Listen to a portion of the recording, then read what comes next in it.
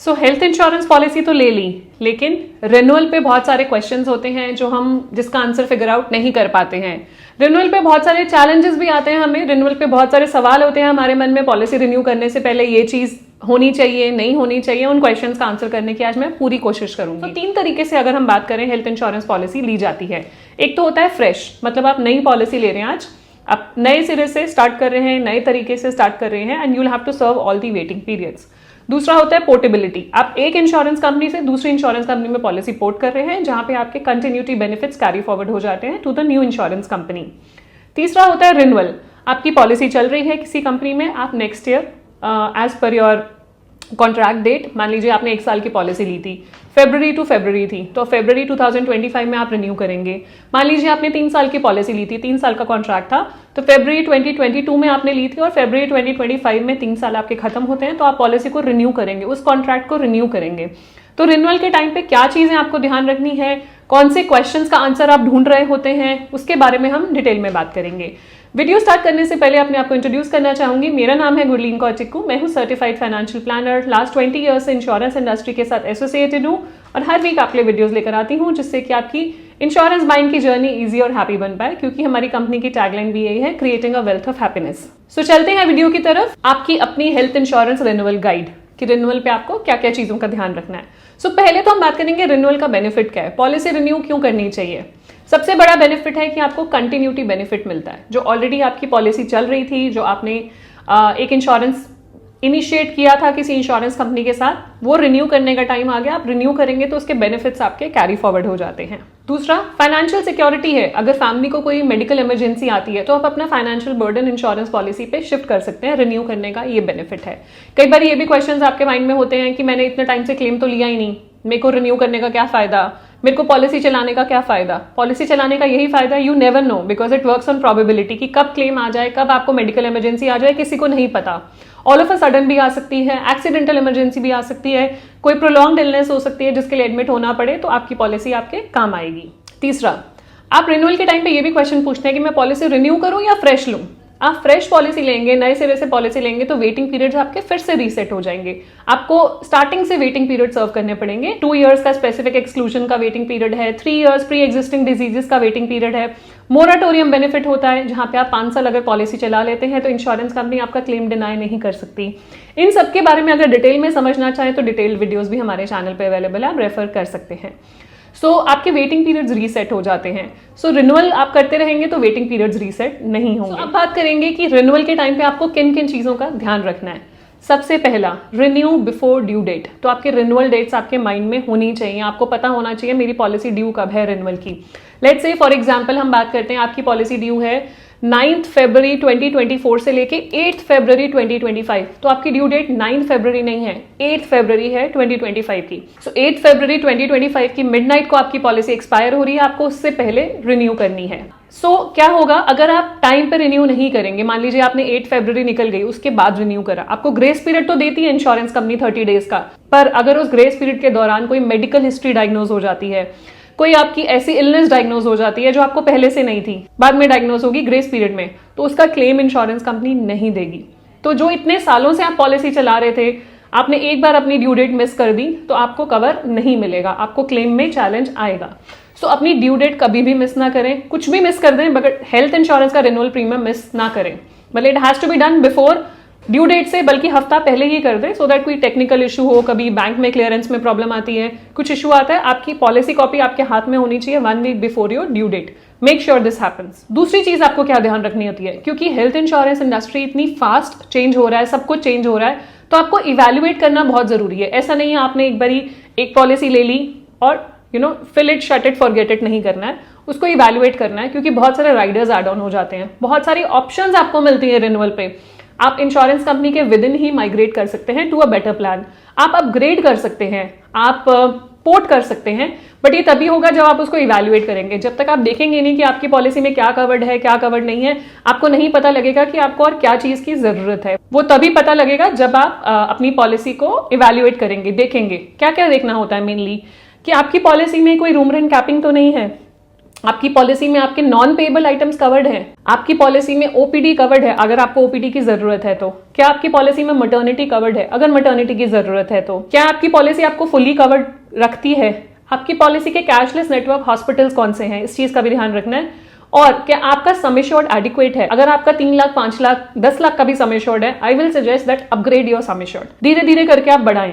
अगर तो आपकी पॉकेट अलाउ करती है तो इमीडिएटली आप इसको 25-50 पे लेके जा सकते हैं, बट अगर आपको लगता है कि बहुत सारा आपको प्रीमियम देना पड़ेगा तो आप धीरे धीरे उसको अपग्रेड कर सकते हैं। तो आपकी पॉलिसी अप टू डेट है, मतलब आजकल के जो रिक्वायरमेंट्स हैं जैसे मॉडर्न ट्रीटमेंट्स हैं, रोबोटिक सर्जरीज हैं, क्या आपकी पॉलिसीज में कवर्ड हैं, तो ये चीजों का भी इवैल्यूएशन करने के बाद ही अपनी पॉलिसी रिन्यू करें। इसीलिए बोला कि ड्यू डेट से पहले करें, so that you will have time to think about कि मुझे क्या चेंजेस करने हैं, क्या एड ऑन्स करने हैं, क्या माइनस करना है। एट टाइम्स क्या होता है कि पुराने कुछ राइडर्स लगे हैं जो आपको जरूरत ही नहीं है। लेट्स से आपने पॉलिसी 5 साल पहले ली थी मटर्निटी बेनिफिट के साथ, अब आपको मटर्निटी बेनिफिट की जरूरत नहीं है, आप अननेसेसरली प्रीमियम पे कर रहे हैं। आपने वर्ल्ड वाइड कवर लिया था, आपने ग्लोबल कवरेज लिया था, अब आपको नहीं चाहिए तो आप रिमूव कर दीजिए। तो इवैल्यूएशन जरूरी है at the time of renewal. Third, अपनी पॉलिसी में नो क्लेम बोनसेस जरूर चेक कीजिए। जब आप अपनी पॉलिसी रिन्यू कर रहे हैं तो कंपनी आपको कुछ बोनसेस देती है। It can be in the form of sum assured increment या आपके प्रीमियम पे डिस्काउंट आपको मिलता है, वो चेक कीजिए कि वो मिला हुआ है कि नहीं मिला हुआ। और चेक कीजिए कि ऐसा तो कोई बोनस नहीं है जो आप ऐड कर सकते हैं bye paying a small additional premium, तो वो भी जरूर चेक कीजिए कि वो आपको छोटे से एडिशनल प्रीमियम देके हो सकता है ज्यादा फायदा हो जाए। तो वो इवैल्यूएट कीजिए कि आपकी पॉलिसी में नो क्लेम बोनस मिला हुआ है कि नहीं मिला हुआ, और बेटर नो क्लेम बोनस वाली ऑप्शंस क्या हैं। नेक्स्ट काफी इंपॉर्टेंट है, अगर आपकी पॉलिसी में वेलनेस बेनिफिट्स इंक्लूडेड है।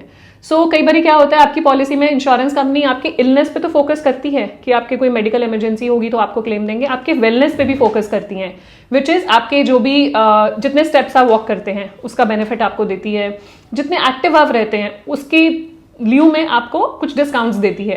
तो चेक कीजिए, यूजुअली आपके हेल्थ एप्लीकेशन में जो भी कंपनी की आपने पॉलिसी ली, अगर उसमें वेलनेस बेनिफिट इंक्लूडेड है, हेल्थ ऐप में स्टेप काउंट या वो डिस्काउंट परसेंटेज मेंशन होता है। तो कई बार रिन्यूअल नोटिस में भी एरर हो सकता है, आपके ऐप में दिखा रहा है कि आपको लेट्स से 10% डिस्काउंट मिलना है, लेकिन रिन्यूअल नोटिस में डिस्काउंट लगकर नहीं आया। Then you will have to reach out to the insurance company और योर इंश्योरेंस एजेंट कि ठीक करा के दो, मुझे डिस्काउंट के लिए मैं एलिजिबल हूँ, तो मैं डिस्काउंट के साथ ही प्रीमियम पे करना चाहता हूँ या करना चाहती हूँ। ये तभी होगा जब आप अपने ऐप को इंस्टॉल्ड रखेंगे, अपनी ऐप को अप टू डेट रखेंगे, और अगर आप वेलनेस बेनिफिट के लिए क्वालिफाई करते हैं और अगर ठीक डिस्काउंट नहीं लगा तो भी इंश्योरेंस कंपनी को इंटीमेट कीजिए, क्योंकि एक बार रिन्यू कर लिया फिर वो बाद में चेंजेस नहीं हो पाते हैं। नेक्स्ट, ये इंपॉर्टेंट पॉइंट है, अगर आप अपना सम एश्योर्ड एनहांस कर रहे हैं at the time of renewal तो यहाँ पे आपको अपनी मेडिकल हिस्ट्री बताना जरूरी है। लेट्स से आपकी पॉलिसी स्टार्ट हुई थी, मैं एग्जांपल ले रही हूँ 2010 में, अभी हम बैठे हैं 2025, आपने 2010 से 2025 हो सकता है कोई मेडिकल हिस्ट्री डायग्नोज हुई हो, आपने सम एश्योर्ड चेंज नहीं करा, 10 लाख का सम एश्योर्ड चल रहा था, now you want to enhance it to let's say 50 lakh, आप 10 को 50 लेके जाना चाहते हैं। मान लीजिए 2020-21 में आपको ब्लड प्रेशर और डायबिटीज डायग्नोज हुआ, अब जब आप इंक्रीज कर रहे हो 2025 में, तो आपको इंश्योरेंस कंपनी को बताना जरूरी है कि मुझे ब्लड प्रेशर या डायबिटीज डायग्नोज हुआ था इन 2020-21, तो I want to disclose in the policy. So इसका इंपैक्ट क्या होगा, ये जो इंक्रीज्ड सम एश्योर्ड है 50 माइनस 10 तो एज इट इज चलता रहेगा क्योंकि पुराना सम एश्योर्ड है, जो ऊपर का सम एश्योर्ड है 40 लाख, उस पर आपको वेटिंग पीरियड सर्व करने पड़ सकते हैं, उस पर आपको प्रीमियम की लोडिंग लग सकती है, तो आपके जो एनहांस्ड सम एश्योर्ड है उस पर इंपैक्ट आएगा। इसी तरह से आपके जो स्पेसिफिक एक्सक्लूजन्स होते हैं, जो स्लो ग्रोइंग इलनेस के वेटिंग पीरियड्स हैं 2 years के, वो एप्लीकेबल होंगे on the enhanced sum assured. तो 50 माइनस 10 जो 40 लाख का सम एश्योर्ड है उस पर वो वेटिंग पीरियड लगेंगे, तो इस चीज का भी ध्यान रखिएगा। ऐसा नहीं है कि आपने इंक्रीज कर लिया तो वो पॉलिसी आपकी डे 1 से फुली कवर्ड है, you should be aware of this. Next है, रिन्यूअल के टाइम पे चेक कीजिए कि आपका एड्रेस चेंज तो नहीं होना। कई बार होता है पुराना एड्रेस डला हुआ है, आप शिफ्ट कर गए, तो वो आपको इंश्योरेंस कंपनी को इंटीमेट करना जरूरी है। और भी ज्यादा इंपॉर्टेंट क्यों है, क्योंकि कई बार ये होता है हम आधार में तो अपडेट करा लेते हैं अपना एड्रेस, लेकिन हमने अपना पॉलिसी डॉक्यूमेंट में अपडेट नहीं कराया। एज्यूम करती हूँ आप जोन 2 में थे, पहले आपने जोन 2 के हिसाब से पॉलिसी ली थी, अब आप जोन 1 में आ गए, तो अभी आप जोन 2 का प्रीमियम पे कर रहे थे विच इज लोअर प्रीमियम। आप ट्रीटमेंट कहीं पे भी ले सकते हैं, पैन इंडिया कोई रिस्ट्रिक्शन नहीं है, लेकिन आपने जोन 1 में शिफ्ट कर लिया, आपने इंश्योरेंस कंपनी को इन्फॉर्म नहीं करा, आपके आधार कार्ड आपके आईडी प्रूफ में अपडेट हो चुका है। सो यहाँ पे क्या होगा, क्लेम कल को आएगा तो आप अपना आईडी प्रूफ देंगे जोन 1 का, प्रीमियम आपने दिया जोन 2 का, तो यहाँ पे क्लेम में चैलेंज हो सकता है। तो ध्यान रखिए, अगर आपका एड्रेस चेंज हुआ है तो इंश्योरेंस कंपनी को जरूर बताइए रिन्यूअल से पहले कि मेरा एड्रेस चेंज कर दीजिए। ये काम आप मिड टर्म भी कर सकते हैं, पॉलिसी मान लीजिए रिन्यू करने के बाद या बीच में आप करते हैं चेंजेस तो भी आप करा सकते हैं, बट रिन्यूअल के टाइम पे खास ध्यान रखिए, बिकॉज रिन्यूअल प्रीमियम हो सकता है चेंज हो जाए, कम हो जाए या ज्यादा हो जाए, जोन 2 से जोन 1 में जा रहे हैं तो प्रीमियम ज्यादा होगा। जोन 1 से मान लीजिए जोन 2 में शिफ्ट हो गया, आप पहले मुंबई में रहते थे, आप बैंगलोर शिफ्ट हो गए, तो आपका प्रीमियम कम हो गया, तो आप कम प्रीमियम के लिए एलिजिबल हैं। तो इस चीज का भी ध्यान रखिए। नेक्स्ट है एड ऑन राइडर्स। अब क्या एड ऑन्स और कर सकते हैं अपनी पॉलिसी में? बहुत बार ऐसा होता है, हमने इवैल्यूएशन तो कर लिया, बट एक राइडर होता है which is non payable items का राइडर। ये मेक श्योर कि आप आपकी पॉलिसीज में ऐड कर लें, क्योंकि क्या होता है, आपके टोटल बिल का कुछ percentage, approximately 10 to 15% is non payable items, जैसे कि ग्लव्स, मास्क, पीपी किट्स, ये सब हैं जो नॉन पेएबल आइटम्स हैं, जो आपकी पॉलिसी में कवर नहीं होते हैं। तो आप इस चीज का ध्यान रखिए एंड कंज्यूमेबल राइडर जरूर ऐड ऑन कर लीजिए अगर आपकी पॉलिसी में ऑलरेडी इंक्लूडेड नहीं है तो। लास्ट है, आप अपनी पॉलिसी के टर्म्स एंड कंडीशंस दोबारा से जरूर पढ़ लीजिए। कई बार ये होता है, हमने पॉलिसी काफी टाइम पहले ली थी, उसके टर्म्स एंड कंडीशंस मुझे याद नहीं, मैंने पॉलिसी ली हुई है बट मुझे पता ही नहीं कि मेरी पॉलिसी में क्या कवर्ड है, क्या कवर्ड नहीं है। So make sure you are up to date with your policy terms and conditions.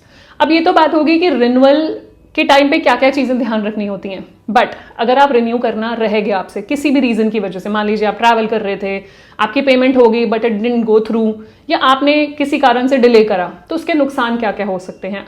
पहली बात तो ग्रेस पीरियड मिलता है आपको 30 डेज का, कि 30 डेज के अंदर आप अपनी पॉलिसी रिन्यू कर सकते हैं, बट उन 30 डेज के दौरान आपका कोई भी क्लेम नहीं दिया जाएगा, कोई मेडिकल हिस्ट्री डायग्नोज होगी तो नहीं दिया जाएगा।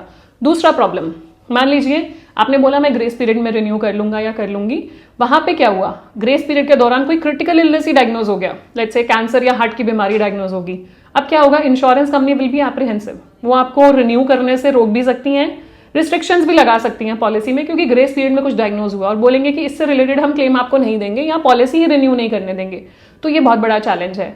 तो मेक श्योर अगर आपकी कोई मेडिकल हिस्ट्री या नहीं भी है, अपनी पॉलिसी टाइमली रिन्यू करें, ग्रेस पीरियड की वेट ना करें। एंड लेट्स से अगर आप पोर्ट भी करना चाहते हैं तो पोर्टेबिलिटी बेनिफिट भी आप ग्रेस पीरियड में अवेल नहीं कर सकते हैं। अगर आपको पोर्टेबिलिटी करनी है तो पॉलिसी ड्यू डेट से पहले ही आप पोर्टेबिलिटी अप्लाई कर सकते हैं या माइग्रेशन अप्लाई कर सकते हैं। ग्रेस पीरियड में आप कुछ भी नहीं कर पाएंगे।